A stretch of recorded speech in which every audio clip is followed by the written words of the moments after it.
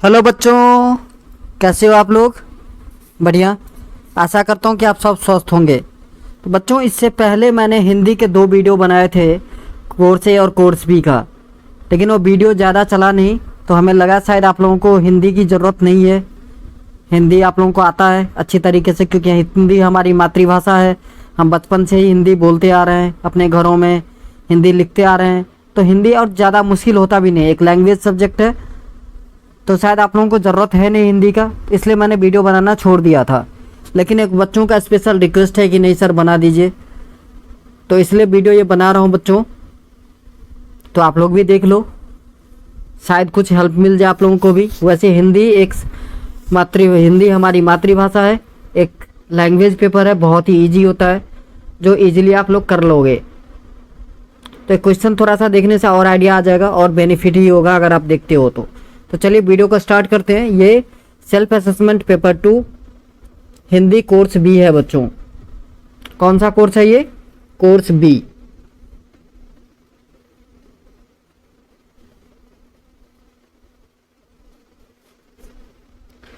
तो चलिए वीडियो को स्टार्ट करते हैं। पहला क्वेश्चन बच्चों लिखा है, बादलों के उठने तथा वर्षा होने का चित्रण पर्वत प्रदेश में पावस के आधार पर अपने शब्दों में कीजिए। तो बच्चों, वर्षा होने का चित्रण कभी इस तरीके से कर रहे हैं कि बादल अचानक पहाड़ों से इतने भयानक और विशाल आकार में गुजरते हुए ऊपर उठे, जैसे लगा कि कोई चिड़िया अपना पंख फरफराकर आकाश में उड़ गया हो, और थोड़ी ही देर में बादल इस तरह धरती पर बरस पड़े जैसे मानो आकाश ने पृथ्वी पर आक्रमण कर दिया हो। कुछ इस टाइप से कवि ने इस पाठ में बादलों के उठने तथा वर्षा होने का चित्रण किया है। उस समय विशाल के पेड़ डर के मारे धरती में धंस गए और तालाब से धुआं उठने लगा। यहाँ वर्षा होने का जीवंत चित्रण किया गया है। नेक्स्ट क्वेश्चन है बच्चों, सैनिक का जीवन कैसा होता है? कर चले हम पिता गीत के आधार पर कीजिए। तो बच्चों, सैनिक का जो जीवन होता है वो साधारण लोगों के जीवन से बहुत ही विपरीत होता है। वह अपने लिए नहीं जीता है, हम लोग अपने लिए जीते हैं, जबकि हमारे जो सैनिक होते हैं वो अपनों के लिए नहीं, हम औरों के लिए जीते हैं, मतलब हम लोगों के लिए जीते हैं। हम अपनी सैनिक की वजह से ही हम लोग सुरक्षित हैं। सीमा पर हमारे देश की सैनिक हमारे देश की सेवा कर रहे हैं, सुरक्षा कर रहे हैं, इसलिए हम लोग अपने घरों में चैन की नींद लेते हैं। तो हम कह सकते हैं कि सैनिक का जो जीवन है वो हम लोगों के जीवन से बहुत ही अलग है। अपनी मौत की संभावना सबसे ज़्यादा सैनिक को ही दिखती है। सैनिक को ही मौत की सबसे ज़्यादा संभावना होती है बच्चों, क्योंकि वो बॉर्डर पे होते हैं और दुश्मन कभी भी हमला कर सकता है। सो इस तरीके से आप देखा जाए तो हमारे सैनिक की जो जीवन है वो हम लोगों के जीवन से बहुत ही डिफरेंट है। बाकी आप आंसर राइटिंग के लिए ये क्वेश्चन भी लिख सकते हो। ये आंसर भी सही है। लिख रहा है, सैनिक का जीवन साधारण लोगों के जीवन से विपरीत होता है। यह अपने लिए नहीं जीता, औरों के लिए जीवन पर या उनकी आज़ादी पर पाबंदी है। मुकाबले के लिए अपना सीना तान कर खड़ा रहते हैं तथा यह जानते हुए भी कि उस मुकाबले में औरों की जिंदगी और आज़ादी भले ही बची रहे, उनकी अपनी मौत की संभावना सबसे अधिक होती है। नेक्स्ट क्वेश्चन है बच्चों, कारतूस पाठ के आधार पर जावाज सवार की विशेषताएं बताइए। सो जावाज सवार वजीर अली था, जो उसने अंग्रेजों को ब्रिटिश कंपनी के सैनिक छावनी में निडरता पूर्वक प्रवेश किया और कर्नल से कारतूस प्राप्त किए। ठीक है, सो इसके आंसर राइटिंग के लिए आप ये आंसर लिख सकते हो, बहुत ही आसान शब्दों में लिखा गया है। वह एक बलशाली साहसी नौजवान था। उसने एक जाबाज सिपाही की तरह अपने प्राणों की बाजी लगाकर कारतूस हासिल किए। उसके जाने के बाद कर्नल भी हक्का बक्का रह गया और उसकी हिम्मत और बहादुरी से अचंभित रह गया, जो उनकी जान बकस कर चला गया।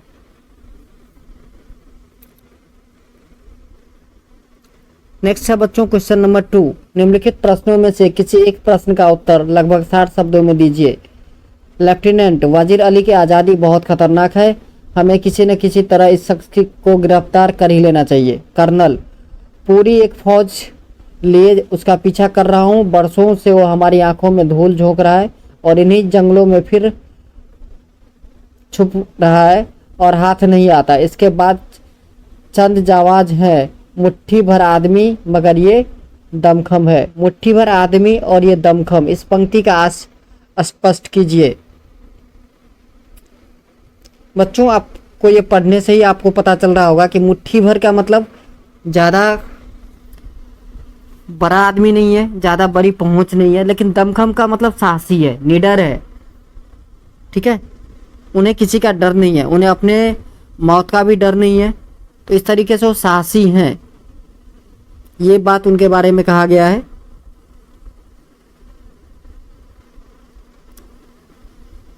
आंसर राइटिंग के लिए आप यहाँ से देख सकते हैं। लिख रहा है वजीर अली अवध को अंग्रेज प्रभुत्व से मुक्त कराना चाहता था। अंग्रेज ने वजीर अली को अपदस्थ कर शहादत अली को नवाब बना दिया था। इस पर वजीर अली ने विद्रोह कर दिया। बनारस में कंपनी के वकील की हत्या करने के बाद वह गोरखपुर के जंगलों में जा छिपा। वहाँ उसके 2-4 विश्वसनीय आदमी भी साथ थे। इन मुट्ठी भर लोगों की सहायता से वजीर अली ने पूरी ब्रिटिश फौज को परेशान कर दिया। इससे पकड़ना इतना मुश्किल हो गया कि कंपनी की फौज के सिपाही भी तंग आ गए। फौज का कर्नल वजीर अली के साहस तथा दृढ़ता से अत्यधिक प्रभावित था। उसने वजीर अली की बहादुरी को निकटता से देखा।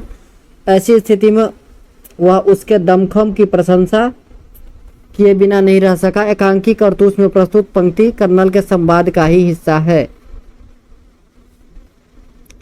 सो बच्चों, ये आंसर है इस क्वेश्चन का।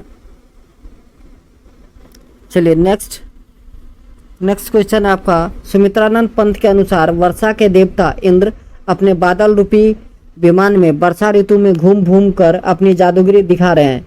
वर्षा ऋतु में इंद्र की जादूगरी का एक उदाहरण लिखिए।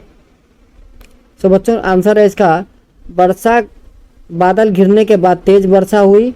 घनघोर वर्षा के कारण साल के वृक्ष भयभीत दिखाई दे रहे थे। ऐसा लग रहा था कि मानो भय के कारण ये जमीन में धंस गए हों। तालाब के जल इस प्रकार धुआं उठता हुआ प्रतीत हो रहा था जैसे तालाब में आग लग गई हो। ऐसा लगता है मानो बादल रूपी विमान में बैठकर वर्षा के देवता घूम घूम कर अपनी जादूगरी दिखा रहे हो। इस तरीके से कवि ने बादल के देवता, वर्षा के देवता इंद्र की तारीफ की थी। चलिए नेक्स्ट क्वेश्चन है। पाठ्य पुस्तक संचयन में के 3 प्रश्नों में से किन्हीं 2 के प्रश्न के उत्तर लिखना है। करा रहस्यात्मक और भयावनी खबरों से गांव का आकाश आच्छादित हो गया है। दिन प्रतिदिन आतंक का माहौल गहराता जा रहा है। सबके मन में यह बात है कि हरिहर कोई अमृत पीकर तो आए नहीं है, एक न एक दिन उन्हें मरना ही है। फिर एक भयंकर तूफान की चपेट में यह गांव आ जाएगा।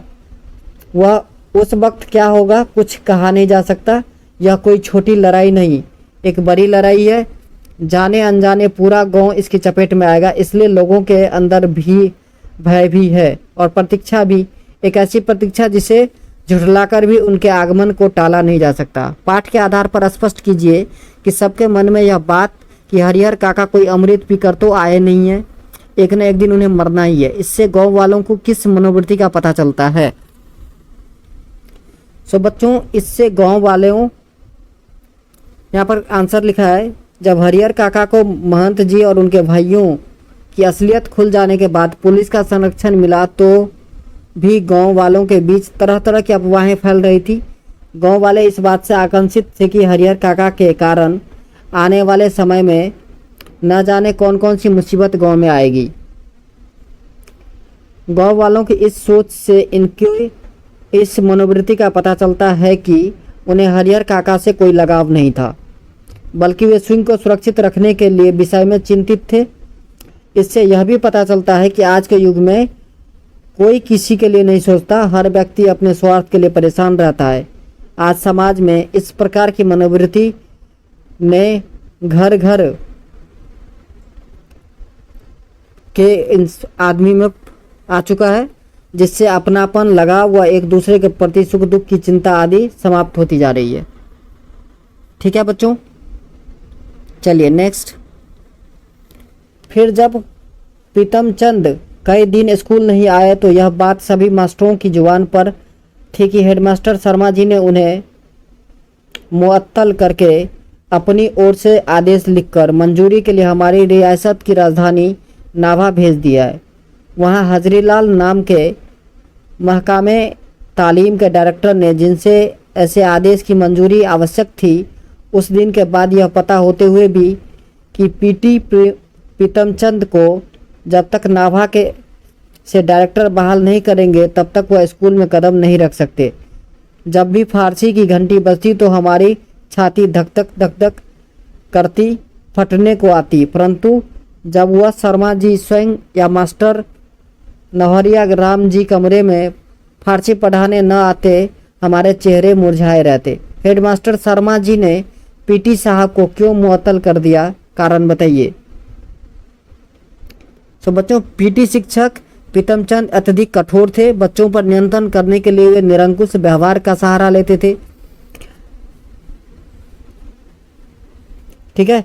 शिक्षक प्रीतमचंद चौथी कक्षा में फारसी पढ़ाते थे। एक दिन बच्चों को कोई कठिन शब्द रूप याद नहीं हुआ तो इतनी सी बात पर उन्होंने सारे लड़कों को मुर्गा बनाने की सजा दे दी। कई बच्चे गिर गए। हेडमास्टर साहब एक संवेदनशील एवं कोमल हृदय के शिक्षक थे।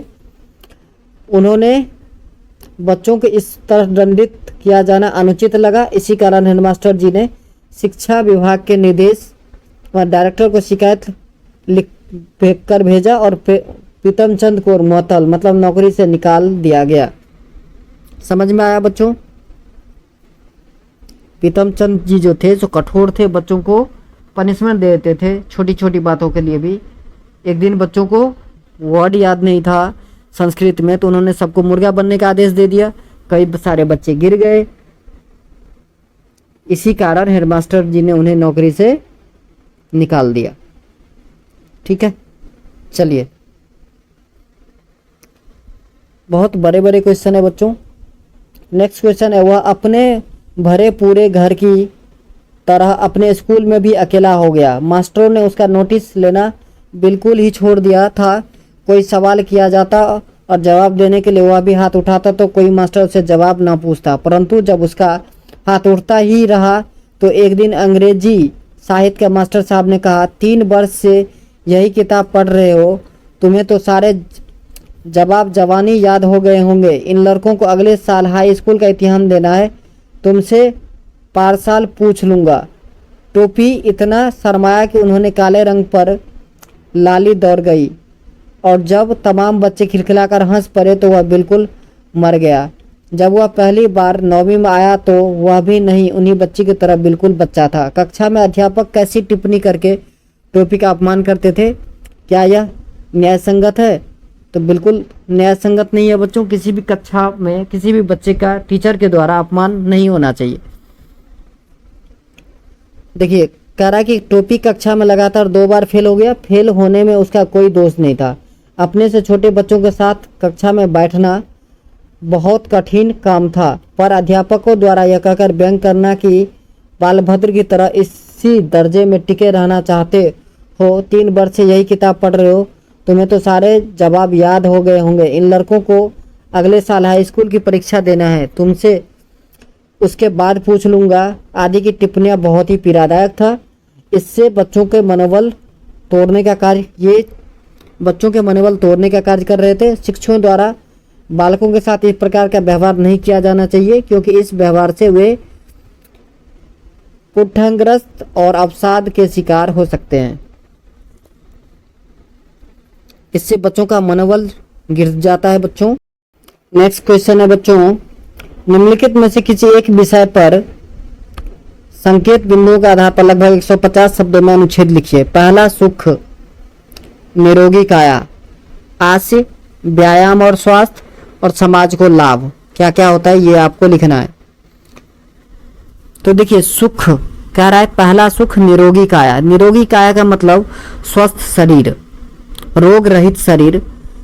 जब कोई व्यक्ति रोग रहित होता है, उनको किसी भी प्रकार की बीमारी नहीं होता है, तो ऐसे लोगों को ही स्वस्थ काया कहा जा सकता है, निरोगी काया कहा जा सकता है। यदि शरीर स्वस्थ न हो तो संसार के सब वैभव फीके पड़ जाते हैं। संसार की सारी खुशियाँ फीके पड़ जाते हैं।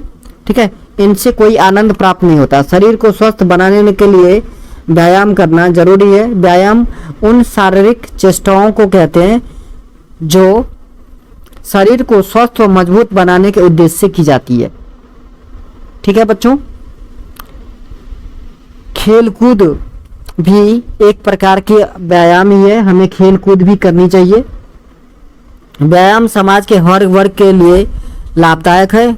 हर वर्ग, हर आयु के स्त्री पुरुष व्यायाम कर सकते हैं। व्यायाम करने से हमारी आत्मबल, आत्मविश्वास भी बढ़ती है।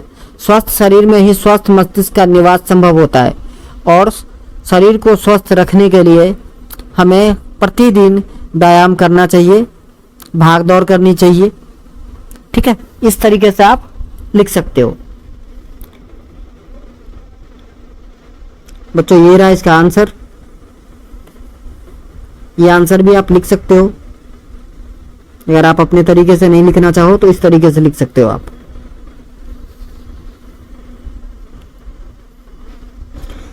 इसमें लिखा है कि प्रसिद्ध उक्ति पहला सुख निरोगी काया का आशय है कि जिस व्यक्ति का शरीर स्वस्थ है, रोग रहित है, वह व्यक्ति सबसे सुखी है। संसार के सभी सुखों में निरोगी काया का बहुत बड़ा सुख है। यदि शरीर स्वस्थ न हो तो संसार के सब वैभव फीके पड़ जाते हैं, उनसे कोई आनंद प्राप्त नहीं होगा। शरीर को स्वस्थ बनाने के लिए व्यायाम करना जरूरी है। व्यायाम उन शारीरिक चेष्टाओं को कहते हैं जो शरीर को स्वस्थ और मजबूत बनाने के उद्देश्य से की जाती है। इस दृष्टि से खेलकूद भी मनोरंजक व्यायाम है। इसलिए जिम्नास्टिक, दौड़ कूद, ड्रिल, योग आदि भी व्यायाम के अंतर्गत आते हैं। व्यायाम करने से मांसपेशियां लचीली रहती है व रक्त संचार सुचारू रूप से रहता है। शिक्षा व मनोरंजन के दृष्टिकोण से भी व्यायाम का अत्यधिक महत्व है। व्यायाम समाज के हर वर्ग के लिए आवश्यक है व लाभदायक है। हर वर्ग, हर आयु वर्ग के स्त्री पुरुष व्यायाम कर सकते हैं। व्यायाम छात्रों व शिक्षकों के लिए अति उपयोगी है। इसकी महत्ता को ध्यान में रखते हुए विद्यालय में अनेक प्रकार के खेल कूद व पीटी कराई जाती है। व्यायाम से मन भी पवित्र होता है। स्वस्थ शरीर अपने पास बचपन का व्यायाम शरीर को लंबे समय तक शक्ति देता रहता है।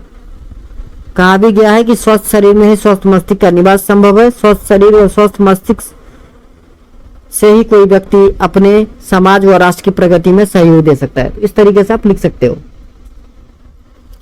चलिए नेक्स्ट है भारतीय किसान के कष्ट और अन्नदाता के कष्ट। सो बच्चों, भारतीय किसान के कष्ट से आप लोग काफी वाकिफ होंगे। ठीक है, हमारे राष्ट्रपिता महात्मा गांधी जी ने कहा था कि हमारा जो देश है वो गांवों में बसता है। गांव में ही सेवा और परिश्रम के करने वाले लोग रहते हैं, जिसे हम लोग किसान कहते हैं। ये किसान ही है जो नगर वासियों को अन्न देते हैं, इसलिए इन्हें अन्नदाता भी कहा जाता है। निरक्षरता का भारतीय कृषक की प्रस्तावना का मूल कारण है। हमारे भारतीय किसान आगे नहीं बढ़ पा रहे हैं, इसके पीछे का जो रीजन है वो निरक्षरता है। बच्चों, एजुकेशन है। अगर किसान पढ़े लिखे हों तो अपने खेती को और बेहतर ढंग से कर सकते हैं और उन्हें और कम कष्ट झेलनी पड़ सकती है। एक किसान बच्चों दिन में 12 घंटे काम करते हैं। कड़ी धूप, बारिश, ओले गिर रहे हों, फिर भी वो अपने खेतों में काम करते हैं। उन्हें कभी रेस्ट नहीं मिलती है। मूसलाधार बारिश हो रहा हो, चाहे 48 डिग्री सेल्सियस तापमान हो, किसान अपने खेतों में काम करना नहीं छोड़ते हैं। वो अपने खेतों में काम करते रहते हैं। और बच्चों, किसान का और क्या कष्ट है कि आप देखते हो कि नेचुरल रेनफॉल नहीं होता है, तो इनसे उनकी फसल नष्ट हो जाती है, फसल नहीं हो पाती है। और नेचुरल क्लाइमेटी, नेचुरल डिजास्टर जो है, जैसे बाढ़, सूखा पड़ जाना, इस सब की वजह से उनकी फसल की क्षति हो जाती है। और ये सबसे बड़ा कष्ट है हमारे अन्नदाता, हमारे किसान के लिए। इसका उपाय क्या हो सकता है बच्चों? तो इसका उपाय ये हो सकता है कि गवर्नमेंट इसको ध्यान दे इस पर, और जो सूखे की समस्या आती है इसके लिए हम पानी को, रेनफॉल को अंडरग्राउंड स्टोर करके रख सकते हैं। ठीक है, पेड़ लगा सकते हैं सो दैट कि बारिश हो, वर्षा हो समय पर, और हमारे जो अन्नदाता हैं उनके कष्ट दूर हो सके। कुछ इस टाइप से बच्चों आप लिख सकते हो। बाकी आंसर आपको मैंने प्रोवाइड कर दिया यहाँ पर, देखिए।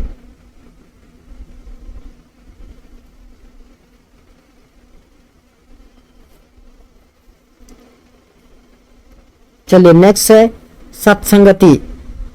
सत्संगति का क्या अर्थ होता है, और दूसरा है कि सत्संगति का महत्व क्या है, कुसंगति से हानि क्या होती है। तो बच्चों सत्संगति आपने सुना होगा, बड़े बुजुर्ग कह देते हैं कि सत्संगति से ही मनुष्य आगे बढ़ता है। अगर आपकी सत्संगत खराब होगी तो आप खराब ही बनोगे। अगर आप किसी अच्छे इंसान के सत्संग में, अच्छे इंसान के साथ रहते हो तो आप अच्छे इंसान ही बनोगे। लेकिन अगर आप किसी बुरे आचरण वाले, दुचरित्र व्यक्ति के साथ रह रहे हो तो आप वैसा ही बनोगे, ऐसा हमारे बुजुर्ग कह गए हैं। तो सत्संगति का महत्व बच्चों समझ में आया। हम जिसके साथ रहेंगे उसी तरीके का गुण हमें भी आएगा। कुछ संगति से हानि वही मैंने बताया आपको कि आप किसी बदमाश के साथ रह रहे हैं, किसी अच्छे व्यक्ति के साथ नहीं रह रहे हैं, तो आप में भी वही गुण आएंगे। तो इसको आप लिख सकते हो। बाकी आंसर ये रहा, इसमें लिखा है सत्संगति का अर्थ है अच्छे मनुष्यों से संगति। सत्संगति के प्रभाव से अनेक दुष्चरित्र व्यक्ति सच्चरित्र बन पूजनीय बन गए हैं। इसका सबसे बड़ा उदाहरण महर्षि वाल्मीकि है। अनेक क्रूर कर्म पुरुष सत्संगति से ही महापुरुष बन गए, क्योंकि गुण और दोष मनुष्य में संगति से हो जाते हैं। ठीक है बच्चों, सत्संगति से मनुष्य विवेकी और सदाचारी बनता है। सदाचारी बनने पर समाज उसका आदर और सम्मान करने लगता है। कुछ संगति से अनेक हानियां होती है।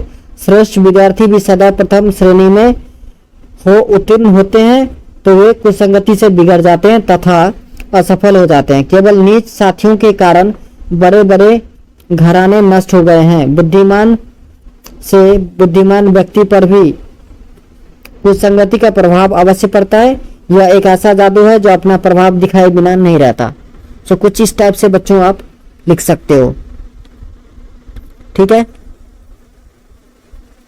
समझ में आ रहा है आप लोगों को? चलिए नेक्स्ट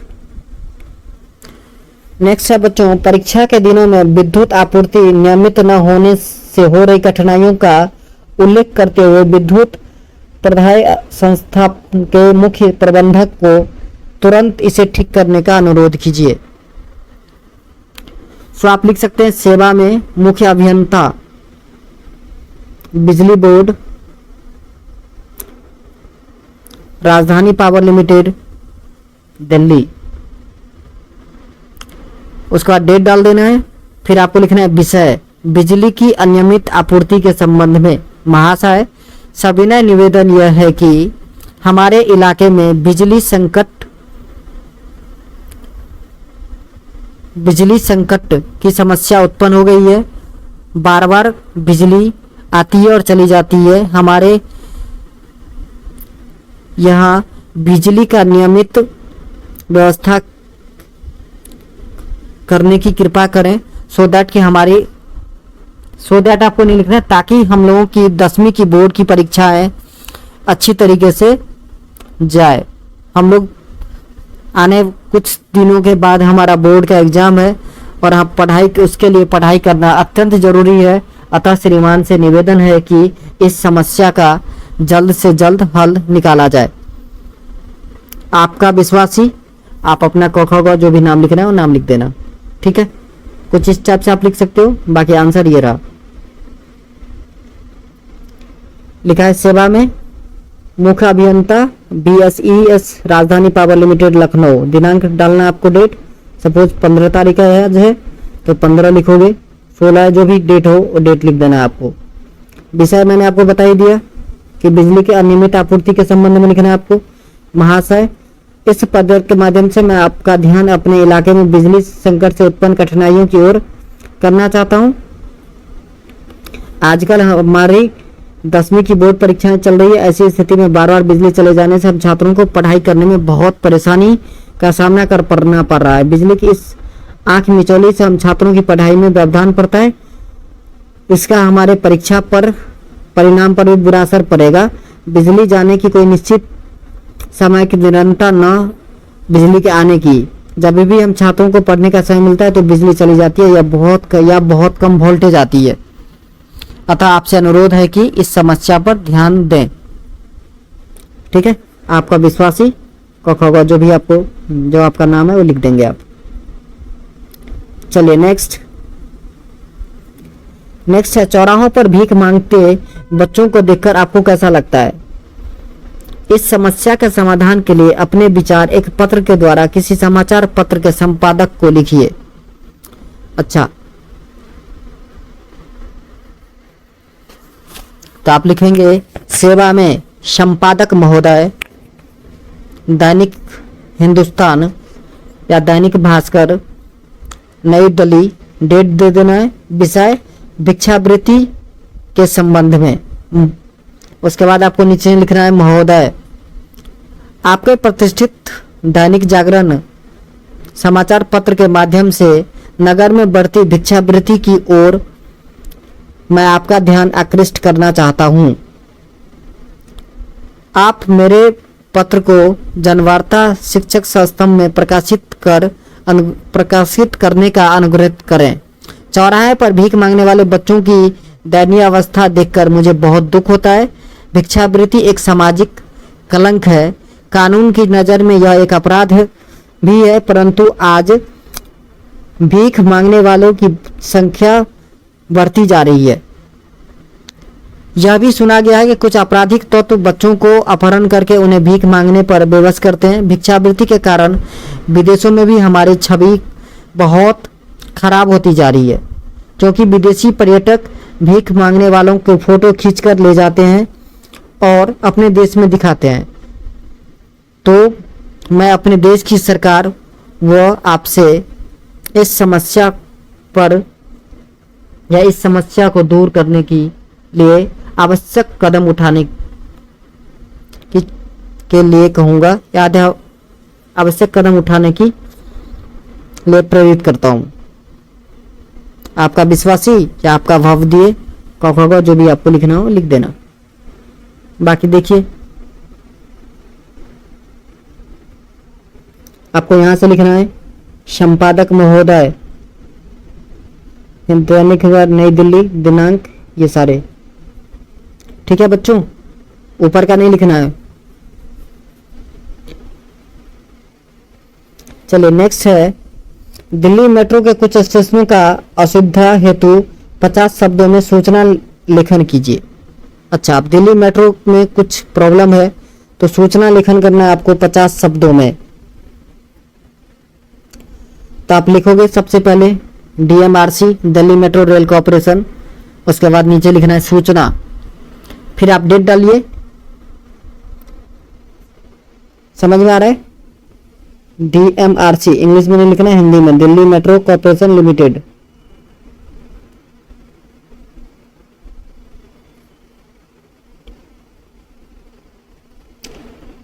कॉर्पोरेशन कुछ इस टाइप से आप लिखेंगे। ठीक है, उसके बाद लिखना है सूचना, दिनांक डालना है, फिर मेट्रो रेल सेवा बाधित होना। मेट्रो रेल सेवा बाधित होने के विषय में सर्वसाधारण को यह सूचित किया जाता है कि सुरक्षा संबंधी कारणों को देखते हुए 14 और 15 अप्रैल को Vidhansabha, civil line, 30 Hazari, Kashmiri gate, Chandni Chowk, Chawri Bazar, Kendriya सचिवालय, मेट्रो स्टेशन दोपहर 12 बजे से शाम के 6 बजे तक बंद रहेंगे। यात्रियों की असुविधा के लिए हमें खेद है। ठीक है, उसके बाद लिखेंगे आप अपना नाम, जो कुछ भी आपका नाम है, क मुख्य प्रबंधन अधिकारी DMRC, Delhi metro rail corporation India. ठीक है, कुछ इस टाइप से आप सूचना लिख सकते हैं या फिर आप ये आंसर लिख सकते हैं। देखिए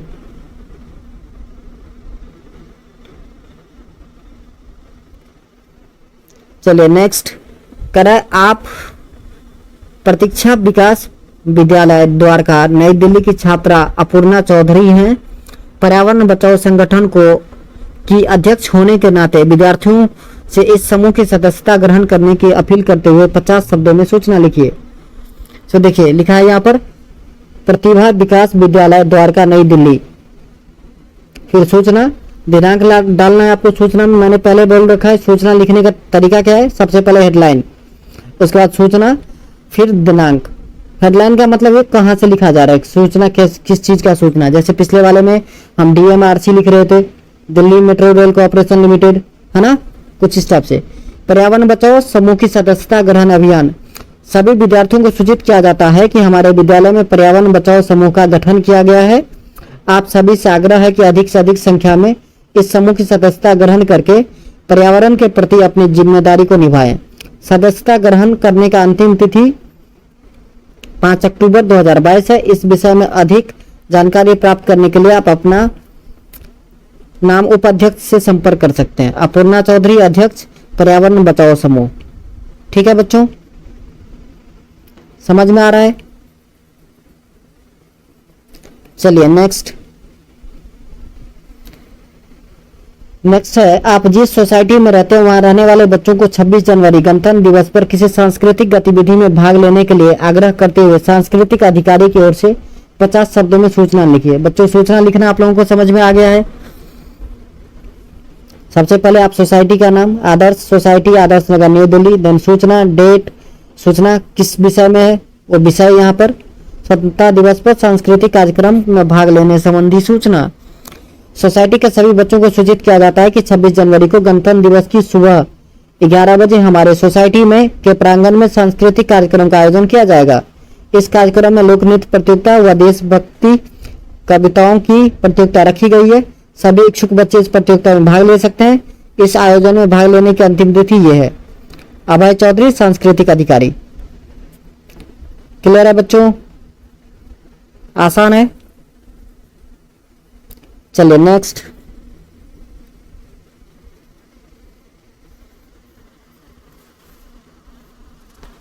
है बच्चों विद्यालय के वार्षिकोत्सव समारोह के आयोजन के लिए आपको संयोजक बनाया गया। विद्यालय की ओर से सभी विद्यालयों के छात्रों सभी विद्यालयों के लिए लगभग 50 शब्दों में एक सूचना लिखिए। तो बच्चों सूचना लिखाना तो हमने सिखा दिया आपको, ये रहा देखिए।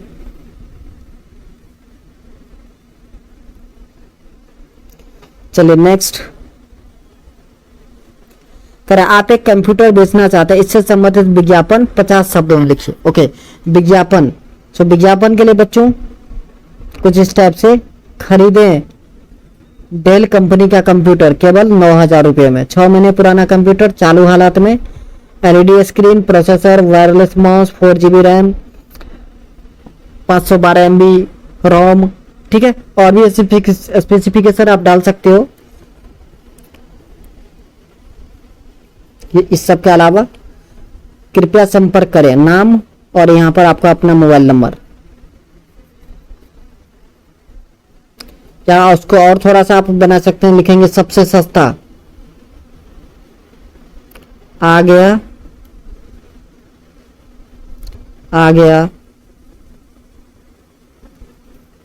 सबसे सस्ता स्मार्टफोन, सबसे सस्ता कंप्यूटर, ऐसे लिखिए।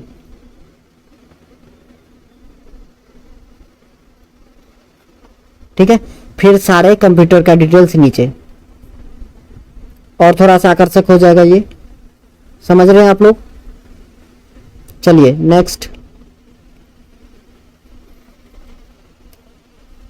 करब विद्यालय के हस्तशिल्प मेले में ग्रामीण शिल्पकारों को आमंत्रित करने के लिए विज्ञापन तैयार कीजिए।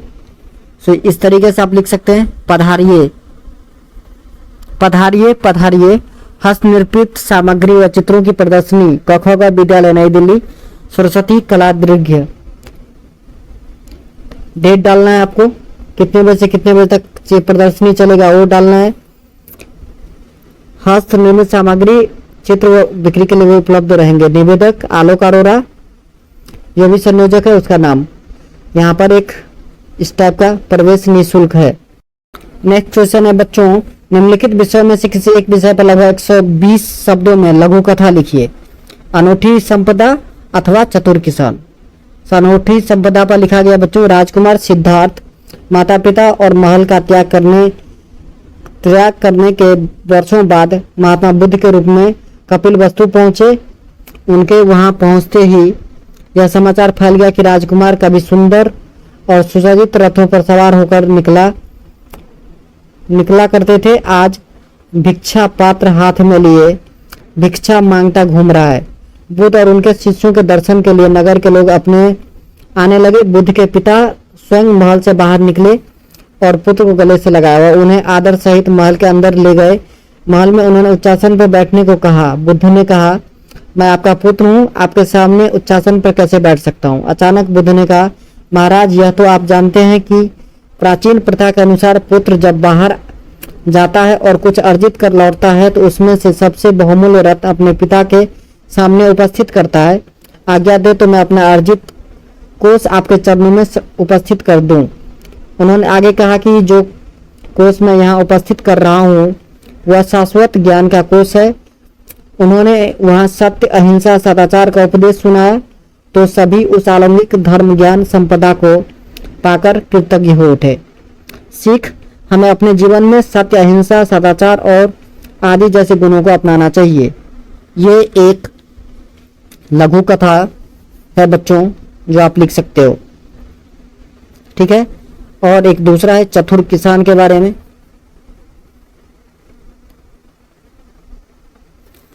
किसी गांव में एक किसान रहता था। उसके 4 बेटे थे, वो सदा लड़ते झगड़ते रहते थे। एक दिन किसान बहुत बीमार पड़ गया। उसकी मृत्यु का समय निकट आ गया था। उसने अपने चारों लड़कों को अपने पास बुलाया।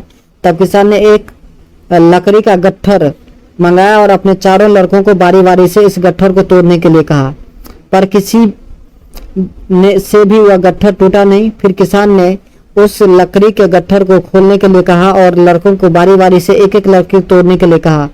सबने आसानी से लकड़ियों को तोड़ दिया। किसान ने अपने बेटे को समझाते हुए कहा, जिस प्रकार से लकड़ी के गट्ठर को नहीं तोड़ पाए उसी प्रकार उन्हें भी एक साथ मिलकर जुलकर रहना चाहिए ताकि उन्हें कोई हानि न पहुंचा सके। यह सुनकर चारों लड़कों की आंखें खुल गई और वे समझ गए कि आपसी मिलजुल कर रहने में कितना बल है। सीख, एकता में ही बल है। सो हमें एकता बनाए रखना चाहिए। अपने परिवार के सभी सदस्यों के साथ मिलजुल कर रहना चाहिए। सो आज के लिए बच्चों इतना ही। मिलेंगे नेक्स्ट वीडियो में। जय हिंद, जय भारत।